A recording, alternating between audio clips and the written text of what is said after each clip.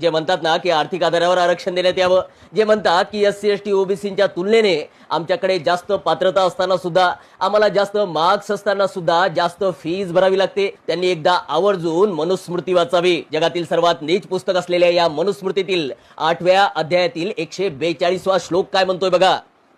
द्विक त्रिक चतुष्कच पंचकच्च शत समम मासस्य वृद्धी गृह्याद्वर्णा नामनु पूर्वशम. या श्लोकाचा अर्थ असा आहे की जेव्हा एखादा ब्राह्मण कर्ज घेईल तेव्हा त्याच्यासाठी व्याजाचा दर हा 2% असेल, जेव्हा एखादा क्षत्रिय कर्ज घेईल तेव्हा त्याच्यासाठी व्याजाचा दर 3% असेल, जेव्हा एखादा वैश्य कर्ज घेईल तेव्हा त्याच्यासाठी व्याजाचा दर हा 4% असेल, आणि जेव्हा एखादा शूद्र कर्ज घेईल तेव्हा त्याच्यासाठी व्याजाचा दर हा 5% असेल. हे कुठे आर्थिक आधारावर होतं? हे तर जातीच्या वर्णाच्याच आधारावर होतं.